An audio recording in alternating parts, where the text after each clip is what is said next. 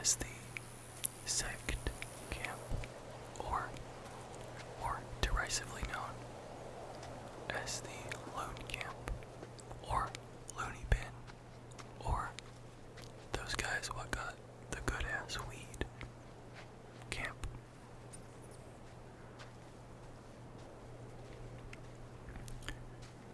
So, enjoy as we go on a tour, a walkthrough, past the horrible, disgusting mess that is the old camp.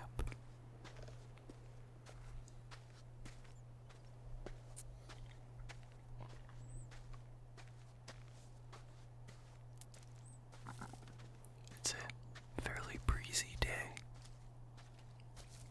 but overall, it's nice out.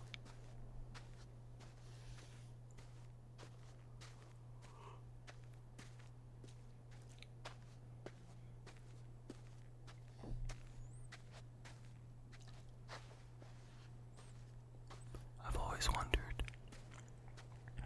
what these spikes on the side of the old camp are for. Are they for defending against orcs? There's not many of them left in the colony. And there's not many humans either. Certainly not enough to necessitate the amount of spikes present along the perimeter of the old camp. But regardless, up ahead you'll see an adult scavenger, the same one we encountered last time, actually.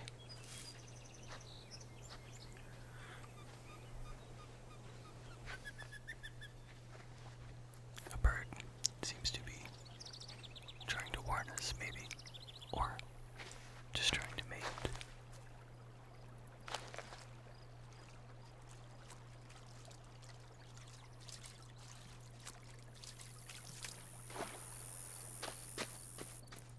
Whoops. Whoops. I don't think he heard us. Or she.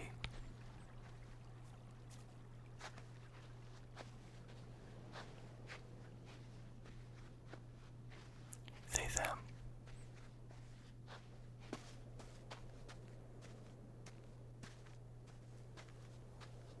Okay, I think we're in the clear.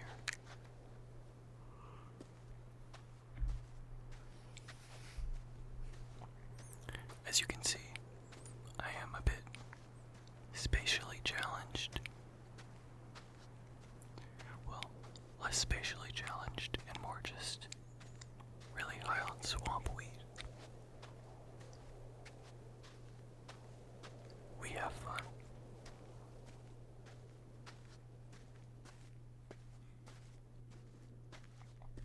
As you can see, there's some poles that appear to be supporting and or holding up the walls of the old camp because their construction was so poor and pathetic. They need to rely on ropes to hold up the walls from the outside. It's ridiculous that this is the most powerful camp in the colony. But regardless,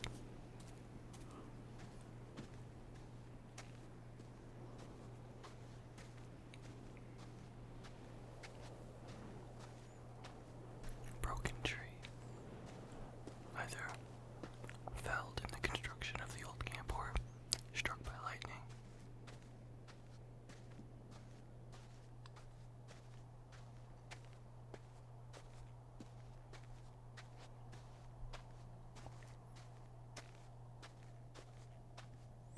There's a lot of butterflies out. It's nice to get a reminder that regardless of all the complex human politics and dynamics taking place in the world, that nature remains, that it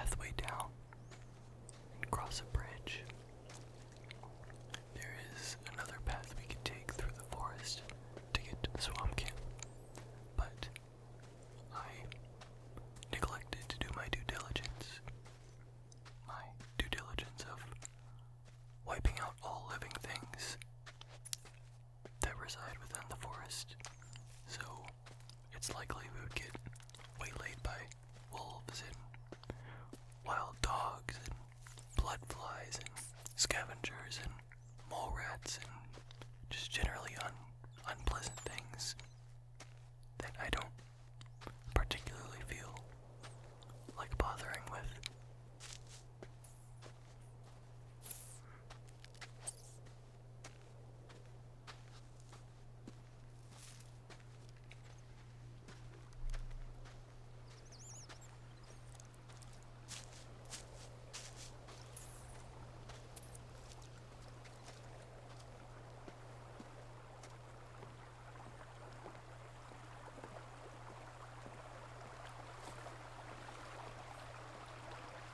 I love the coral and algae and various underwater plants that you can see underneath the river.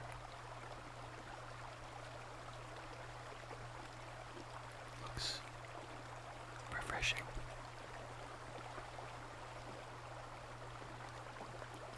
For such a grim world, there's so much beauty in it.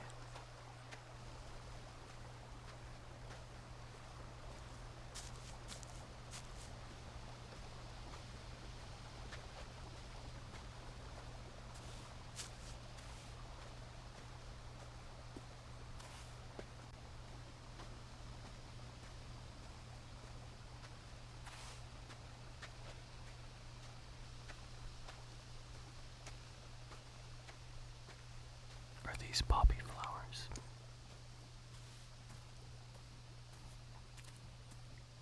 Could smoke those too, maybe. Up here we have a waterfall feeding the river that runs outside of the old camp.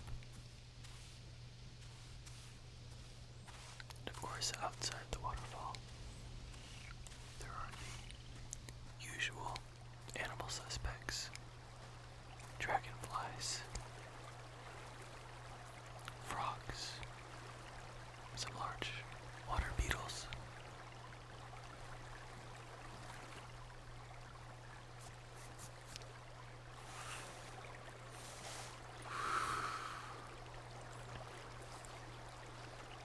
Yeah, it's a good smoke spot.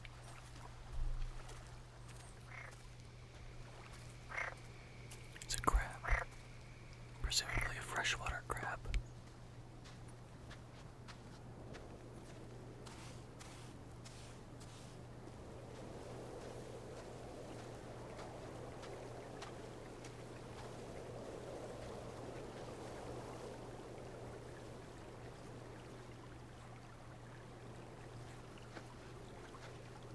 Just enjoying the scene here for a minute as the swampweed kicks in and kicks out.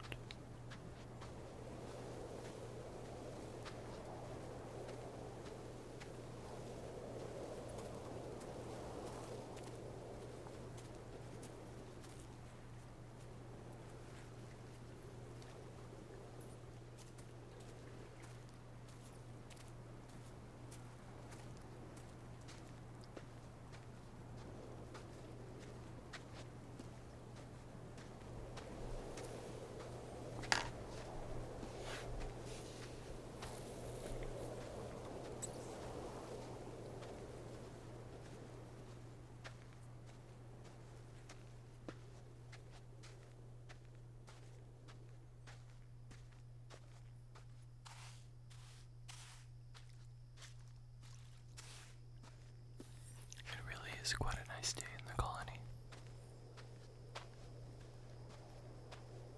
It's a dead tree, but plenty of life around it. Maybe it's not dead. Maybe it's just asleep, hibernating. I don't think that's how that works.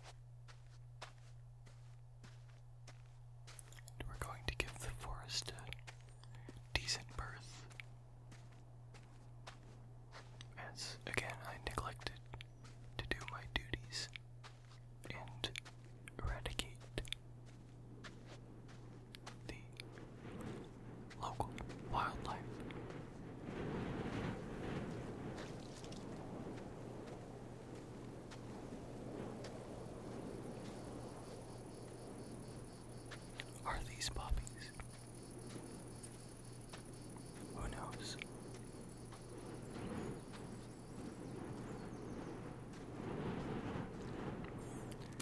And off to the right of the path here, there's another waterfall.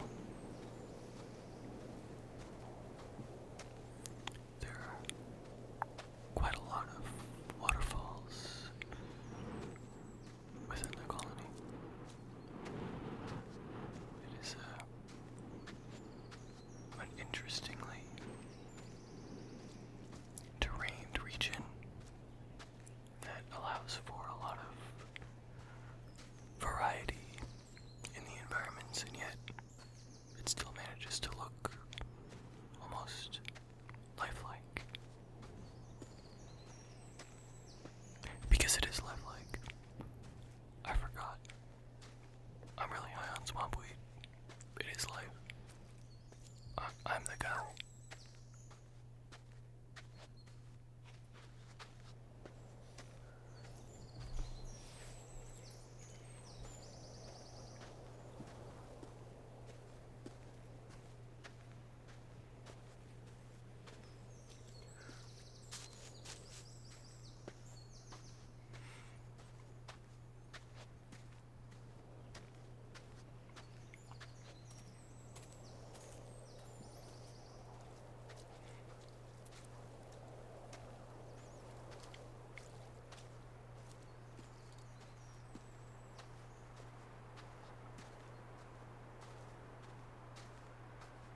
As we are growing closer to the sect camp and or swamp camp, nice fog seems to be settling in.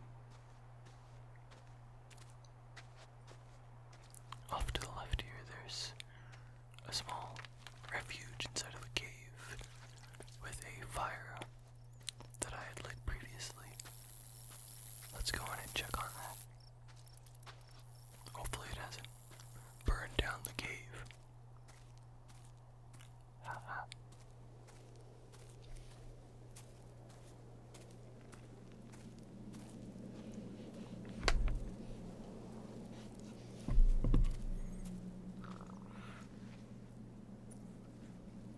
Everything seems to be in order here.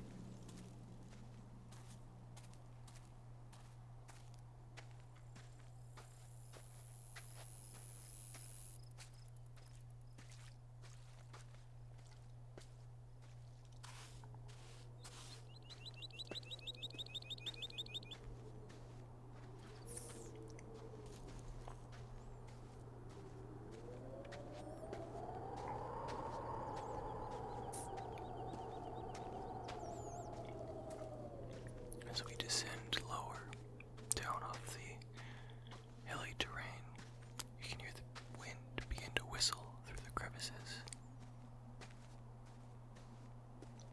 giving one the impression that we are much higher than we are.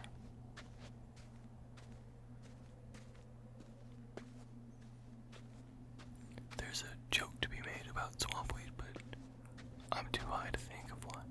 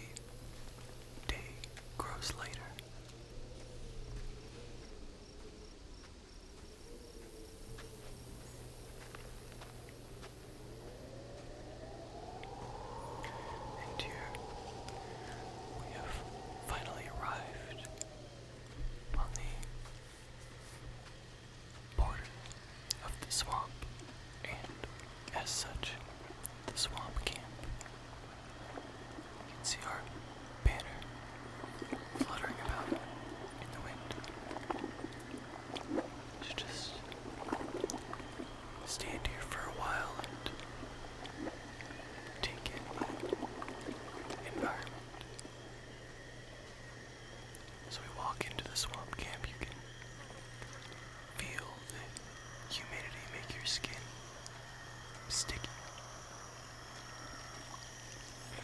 You'll get used to that. Don't worry about it.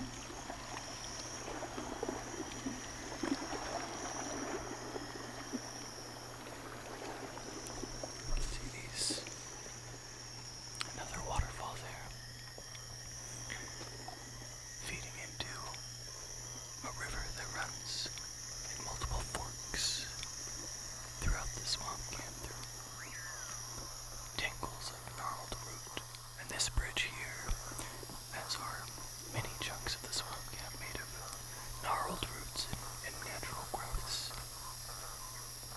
What I love about my home in the swamp camp is that the camp doesn't seek to dominate the landscape. It seeks to work with it, to blend into it between the tree houses and the natural bridges and construction.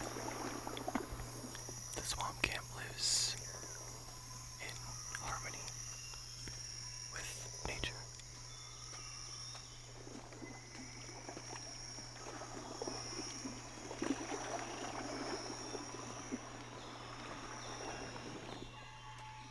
You can hear the bullfrogs begin to call.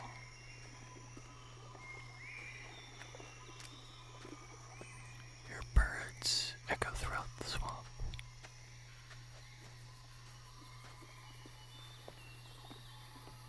It's such a dense soundscape between the purpling water and the calls of loons. And loons the bird, but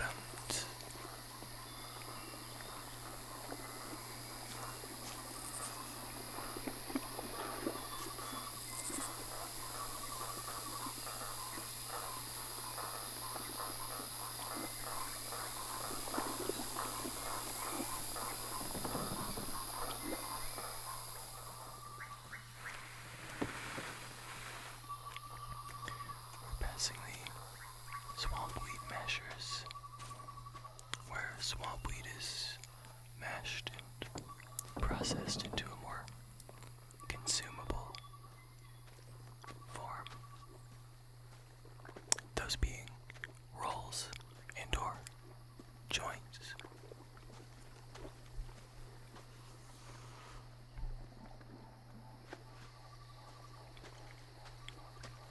That bridge led over to where the swampweed grows, somewhere we won't be going today because of the high density of swamp sharks. If you see a swamp shark, run, even though it's probably already too late, as they are incredibly fast.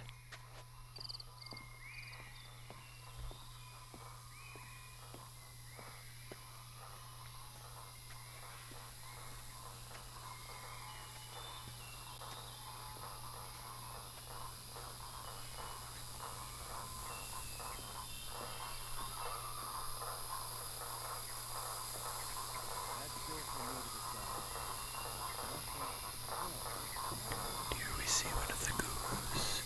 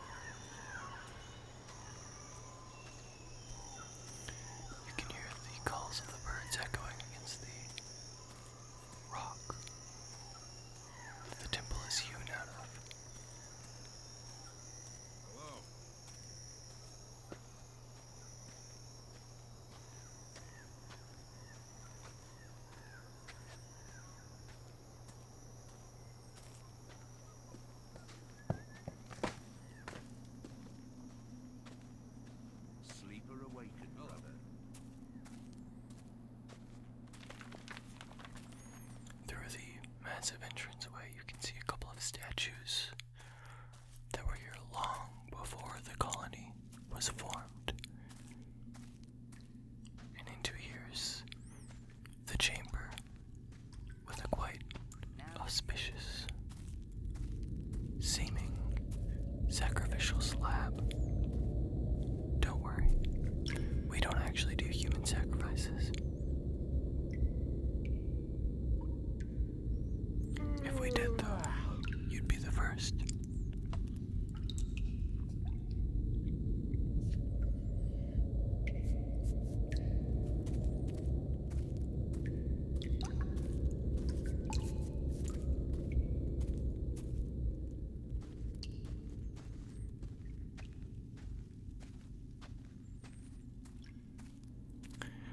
The swamp camp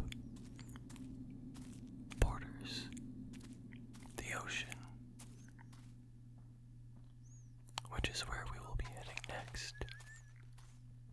The ocean that's pressed right against the edge of the magical barrier.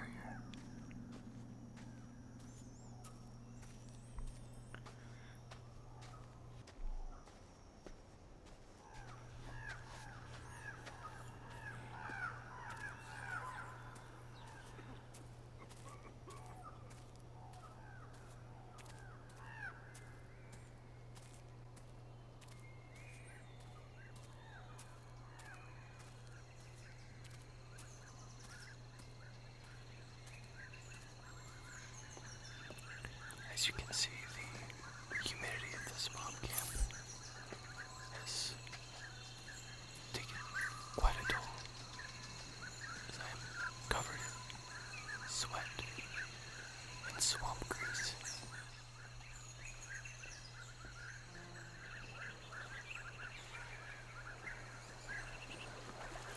And finally up here we reach the beach, which, now that I think on it, would really mean that this is less of a swamp and more of a saltwater marsh.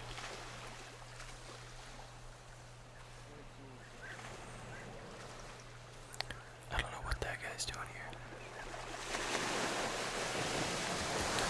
You can see where the water presses against the barrier.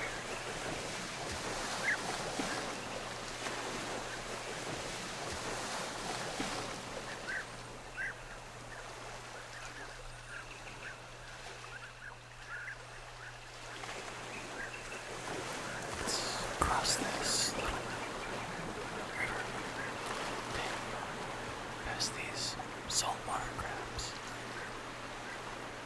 and see if we can't find a nice, relaxing spot on the beach.